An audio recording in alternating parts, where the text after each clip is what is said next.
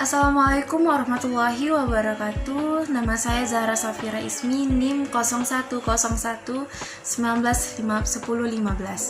Nah, saya di sini ingin menerangkan komunikasi massa, di mana video ini dibuat untuk memenuhi tugas UTS dari mata kuliah komunikasi massa. Nah, jadi komunikasi massa merupakan bagian dari ilmu komunikasi yang di dalamnya terdapat hubungan antar manusia untuk menyampaikan suatu pesan dengan tujuan-tujuan tertentu yang telah ditetapkan sebelumnya. Nah, dalam berkomunikasi dan pencapaian tujuan itu, mereka menggunakan alat atau media yang lazim disebut komunikasi media massa atau cukup disebut dengan media massa. Nah, ciri-ciri komunikasi massa yang paling penting, yang paling menonjol yaitu pesan yang diterima oleh audiens bersifat sangat kompleks, universal, sedangkan si penerima bersifat heterogen, berada tidak pada suatu tempat atau menyebar pada ruang yang sulit dikenali. Nah, media massa ini memiliki ruang lingkup yang terdiri atas surat kabar, radio, televisi, film. Nah, belakangan ini yang amat ngetren nih yaitu media sosial, yang cara kerjanya itu secara online seperti misalnya Facebook, Twitter, Line, dan WhatsApp, dan lain-lain. Nah, pada dasarnya komunikasi massa itu perlu dipelajari dan diyakini hal itu penting bagi kehidupan kita. Lantaran dari proses komunikasi massa tersebut diharapkan terjadinya perubahan, baik itu perubahan pendapat, perubahan sikap, maupun perubahan perilaku dari orang-orang yang lebih luas atau seperti masyarakat. Nah, yang kedua itu ada elemen dari komunikasi massa. Elemen atau sering juga disebut dengan komponen komunikasi massa pada dasarnya itu tidak begitu jauh menyimpang dengan komponen atau elemen komunikasi pada umumnya. Nah, elemen yang dimaksud itu apa? Elemen yang dimaksud adalah komunikator atau si penyampai pesan kepada audiens atau halayak. Kemudian pesan atau message yang tidak lain adalah informasi lalu disampaikan oleh komunikator kepada komuniken atau si pembaca, pendengar, dan pemirsa.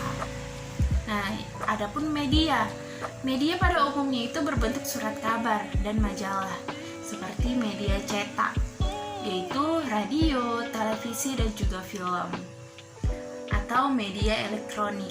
Nah, belakangan ini media komunikasi massa bertambah lagi, yaitu dengan hadiahnya media massa, media sosial misal Twitter, Facebook, Line, dan sebagainya.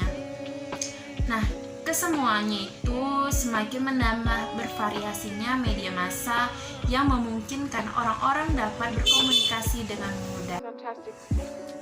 Nah, jadi dengan seiring bertambahnya tingkat pendidikan halayak atau sasaran, maka pesan yang tidak begitu saja diterima oleh komuniken akan tetapi sering melalui penyaringan atau biasa disebut dengan filter.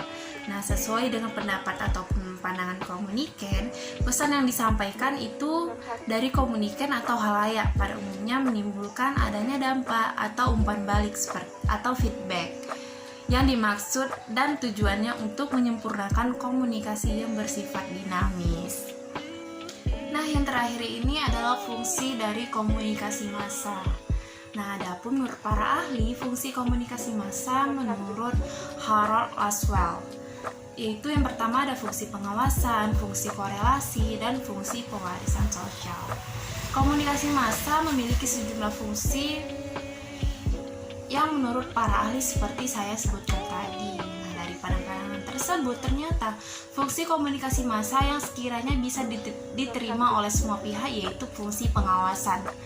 Adapun juga fungsi penafsiran, fungsi korelasi ataupun penelitian, fungsi penyebaran nilai-nilai, dan fungsi hiburan.